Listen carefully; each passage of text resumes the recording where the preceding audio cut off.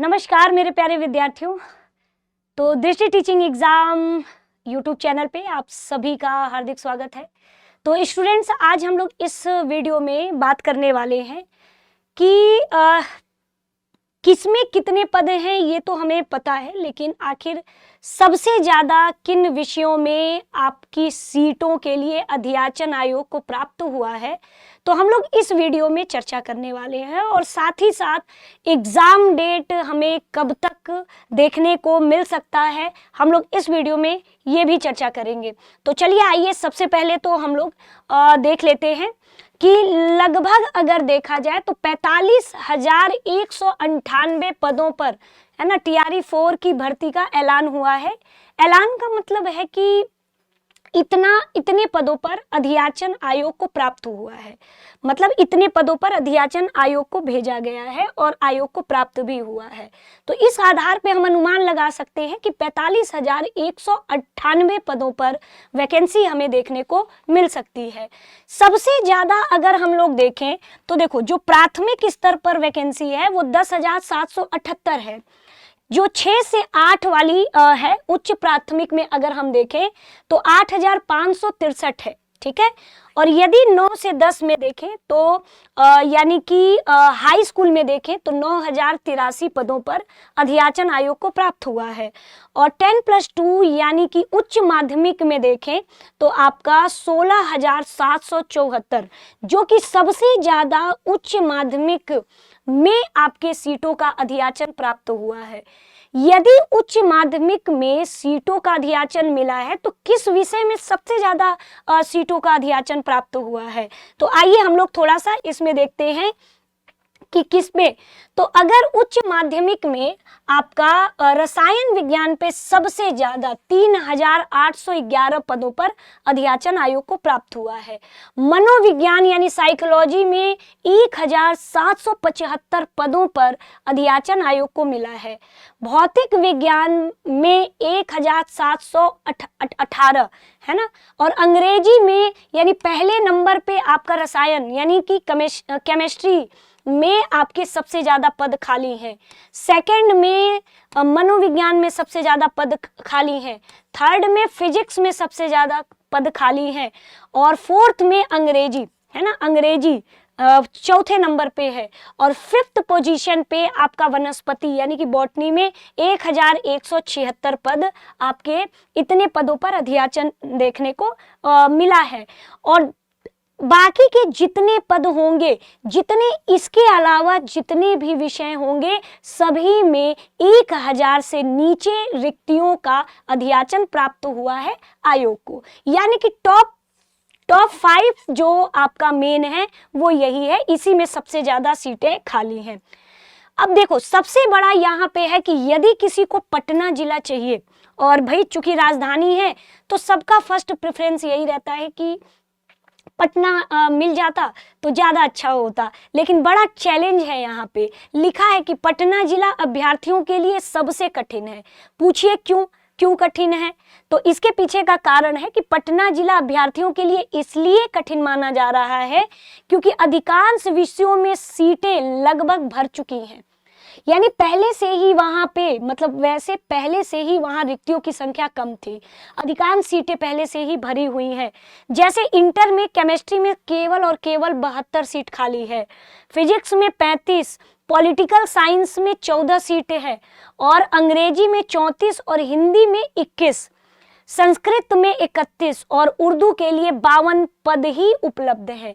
जबकि 9 से 10 में संस्कृत विषय के लिए देखा जाए तो आपके पूरे 71 पद खाली हैं और उर्दू के लिए 31। सामाजिक विज्ञान में सिर्फ 4 हैं। यानी एसएसटी के बच्चों के लिए अगर मैं बात करूं तो एसएसटी के बच्चों के लिए केवल और केवल 4 सीट है, और संगीत के लिए 14 टीचर हैं। तो इतने ही सीटों का अध्याचन मिला है आपके पटना जिले से, ठीक है। तो ये बहुत चैलेंजिंग रहेगा। तो ये मान के चलिए कि जो मेरिट में काफी बेहतर होगा तो भाई उसको अपना फर्स्ट चॉइस देखने को मिल सकता है। बाकी सिर्फ कुछ ही जो है कुछ ही विषयों में, बाकी कुछ विषयों में तो सीट ही वहाँ पे खाली नहीं है, अधिकांश सीटें भरी हुई हैं। जो सीट खाली है वो यहाँ पे मैंने अभी नाम लिया है, वही सीट खाली है बस, और इसके अलावा अधिकांश वहाँ पे भरे हुए सीट है। ठीक है, अब जैसे देखिए, अब तो ये ओवरऑल बच्चों ये आपका पूरा है, और लगभग इसके अलावा हम अन्य विभागों में देख ले तो लगभग 46 है ना, 46,000 अगर अन्य विभागों को सम्मिलित इसमें कर दें तो 45,198 के अलावा पूरे 46,000 पदों की बहाली होगी, क्योंकि चूंकि अन्य विभाग भी इसमें जो है कुछ सीटें हैं अन्य विभाग की भी, तो उसको भी जोड़ के देखा जाए तो लगभग 46 पद जो है 1000 पदों पर वैकेंसी हमें देखने को मिल सकती है। तो ये पूरा ओवरऑल व्यू है। अब हम लोग चर्चा करेंगे एग्जाम डेट की। तो ये मान के चलिए कि आपका मार्च के फर्स्ट वीक तक, है ना, मार्च के प्रथम सप्ताह तक, है ना, सप्ताह तक हमें आपका नोटिफिकेशन देखने को मिलेगा, यानी कि जो फॉर्म आप भरोगे वो मार्च के प्रथम सप्ताह पे एक तरह से होली की सौगात आपको मिलेगी। तो आपका प्रथम सप्ताह में हमें यह वैकेंसी देखने को मिलेगी, है ना। यानी कि मान के चलो कि 6 तारीख को आपकी होली है, तो मान के चलिए कि वही आगे पीछे, है ना, आगे पीछे हमें देखने को मिल सकती है। अब इसमें अगर मार्च में अब परीक्षा कब हो सकती है, तो ये निर्भर करेगी कि वैकेंसी आती कब है।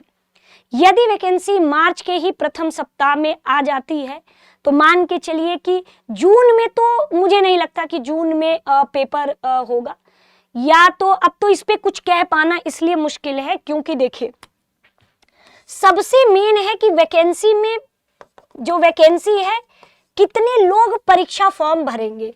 जैसे एईडीओ का आपने देखा, पहले पेपर की तिथि कुछ और थी, लेकिन इतने ज्यादा, मतलब आयोग के इतिहास में ऐसा था कि सबसे ज्यादा फॉर्म एईडीओ में भरे गए थे।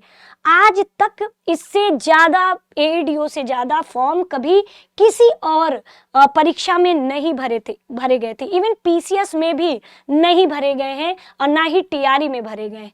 लेकिन चूंकि इस बार 2 सालों से आपकी शिक्षक भर्ती आई नहीं है और 2 सालों में आपके बीएड करने वाले और डीएलएड करने वाले बच्चों की संख्या में भी बढ़ोतरी हुई होगी, और साथ ही साथ बच्चों सीटेट का पेपर भी आप देख सकते हो कि बच्चों का हो भी गया है। तो मान के चलिए कि ये निर्भर करता है कि कितने बच्चे फॉर्म डालेंगे। अगर, क्योंकि हो सकता है कि वन टाइम रजिस्ट्रेशन ओटीआर भी भरा जाए, हो सकता है कि वन टाइम रजिस्ट्रेशन ओटीआर भी भरा जाए, क्योंकि आप आयोग के वेबसाइट पर जाओगे तो आपको ओटीआर का ऑप्शन मिलेगा। तो ये पूरी संभावना है कि ओटीआर वन टाइम रजिस्ट्रेशन भी हमें देखने को मिल सकता है। तो ये निर्भर करता है कि कितने पदों पर आपकी भर्ती, तो ये पता है, लेकिन कितनी संख्या में बच्चे, है ना, कितनी तादाद में फॉर्म भरे जाते हैं, अब उस पर निर्भर करेगा कि परीक्षा तिथि कब होगी। आप देख सकते हो एईडीओ का इतनी ज्यादा संख्या में, तादाद में परीक्षा जो है आपका फॉर्म भरे गए हैं कि लगातार पेपर टला है, और अब पेपर की तिथि आपको भी पता है कि कब है। तो ऑलरेडी, है ना, बोर्ड एग्जाम्स, और उसके बाद मतलब मान के चलिए कि अभी ये कह पाना काफी मुश्किल है ना, कि पेपर कब होगा। तो पहले ये निर्भर करेगा कि वैकेंसी आती कब है। अगर थोड़ी वैकेंसी लेट में हो गई तो फिर परीक्षा, जाहिर सी बात है कि 2 महीने के बाद ही पेपर होगा तो होगा, है ना। 2 महीने के तुरंत इतना जल्द पेपर नहीं करा पाएंगे, क्योंकि एईडीओ का पेपर भी लगा हुआ है और साथ में करा पाना काफी मुश्किल है ना। तो इसीलिए चूंकि एईडीओ में इतने ज्यादा फॉर्म पड़े हैं कि आपके कई तिथि में पेपर है, तो जब कई तिथि में पेपर है तो एईडीओ के साथ अप्रैल में पेपर होना तो मुश्किल है, क्योंकि एक ही महीने में थोड़ी पेपर होगा। मार्च में अगर वैकेंसी आती है तो एक ही अगले महीने में पेपर नहीं हो जाएगा, है ना। तो मई में भी पूरी संभावना नहीं बन रही है कि पेपर मई में हो, ठीक है। तो अब ये देखना है कि पेपर होगा कब, है ना। तो ये निर्भर करेगी कि आपकी वैकेंसी, है ना, कि नोटिफिकेशन कब आ रहा है और कितने पदों पर आपके फॉर्म भरे जाएंगे, है ना। तो ये इस पर बात पे निर्भर करेगा कि परीक्षा आपकी कब है, क्योंकि अभी मैं परीक्षा तिथि बोल दूं और पता चले AEDO की तरह पेपर फिर से टल के किसी और उसमें हो जाए, तो इस पर थोड़ा सा संशय है। एक बार नोटिफिकेशन आ जाने दीजिए, फिर खुद अनुमान लग जाएगा कि पेपर आपका होगा कब एक्चुअल में, ठीक है। तो बाकी आप दृष्टि लर्निंग ऐप से भी बच्चों है ना जुड़ सकते हैं, और दृष्टि लर्निंग ऐप पे आपको इंग्लिश मीडियम और हिंदी मीडियम है ना बाइलिंगुअल आपको यहाँ पे मतलब दोनों अलग अलग लैंग्वेज के आपके कोर्सेज देखने को मिल सकते हैं। मतलब English medium pure English medium है, हिंदी मीडियम आपका हिंदी मीडियम है, ठीक है, जिसमें आपके सारे विषय हैं, संस्कृत, गणित, हिंदी और आपका विज्ञान और सारे सब्जेक्ट के साथ लगभग कॉम्बिनेशन आपका है, जैसे भूगोल के साथ अर्थशास्त्र, भूगोल के साथ राजनीति शास्त्र, PRT का अलग से है ना, और आप सिंगल सब्जेक्ट चाहते हो तो ये भी आपको है ना देखने को मिल जाएगा। इसके लिए आपको दृष्टि लर्निंग ऐप डाउनलोड करना पड़ेगा, और नहीं कुछ भी समझ में आता है तो 8750187501 पे कॉल कर लेना है, तो आपको के सारे संशय का समाधान यहाँ से हो जाएगा। इवन हमारे यहाँ राजनीति शास्त्र, समाज शास्त्र, इसके भी कोर्सेस आपको देखने को मिल सकते हैं, ठीक है। तो बाकी आपके मन में अगर कोई संशय है तो आप 87501 और 87501 पे कॉल कर सकते हैं। बाकी अपनी तैयारी को और भी सुचारू बना सकते हैं आप दृष्टि जो टीचिंग एग्जाम यूट्यूब चैनल से भी जुड़ सकते हैं। डेली सुबह 9 बजे क्लास होती है, आप NCERT जो है क्लासेस में आप जुड़ सकते हैं सुबह 9 बजे। तो अब मिलते हैं बच्चों इसी से संबंधित अब अगले वीडियो में। तब तक के लिए दृष्टि टीचिंग एग्जाम यूट्यूब चैनल से जुड़ने के लिए बच्चों आप सभी का बहुत बहुत धन्यवाद।